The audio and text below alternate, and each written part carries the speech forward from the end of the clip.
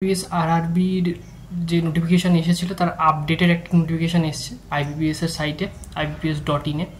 তো সেই নোটিফিকেশানটা চেক করলাম আমি, সেরকম কিছু মানে রিভাইজ নোটিফিকেশানে কোনো ভ্যাকান্সি রিলেটেড বা কোনো কিছুই ডেট এক্সটেনশন এগুলো কিছুই হয়নি। তো মোটামুটি একই রকমই আছে।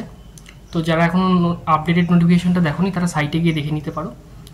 পাশাপাশি এটা বলার যে আজকে 26শে জুন, ঠিক আছে, কাল 27শে জুন, কালকে কিন্তু last date form fill up করার।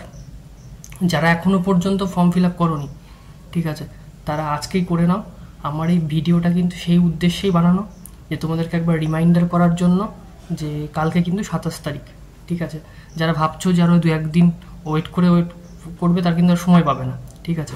তাই জন্য সেই কথাটা মাথায় রেখে আজকেই করে দাও ফর্ম ফিল আপটা, ঠিক আছে। পেমেন্ট সহ সমস্ত কাজ কিন্তু আজকে কমপ্লিট করে নেবে, ঠিক আছে। পাশাপাশি এটা বলার যে যারা অলরেডি ফর্ম ফিল আপ করে দিয়েছো তারা কীভাবে কী পড়াশোনা করছো তারা অবশ্যই কমেন্টের মাধ্যমে জানাতে পারো। আর প্রিপারেশন চালিয়ে যাও, প্র্যাকটিস করে যাও।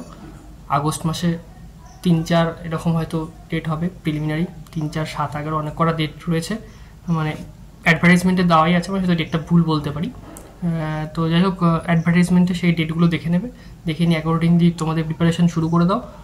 সাথে কারেন্ট অ্যাফেয়ার্স পড়তে থাকো মেন্সের জন্য, আর যেমন প্র্যাকটিস করছো চালিয়ে যাও। তো এটাই শুধুমাত্র জানানোর যে কালকে কিন্তু লাস্ট ডেট ফর্ম ভরার, তাড়াতাড়ি তোমরা ফর্মটা ফিল আপ করো। তো তারা দেখা হচ্ছে নেক্সট ভিডিওতে।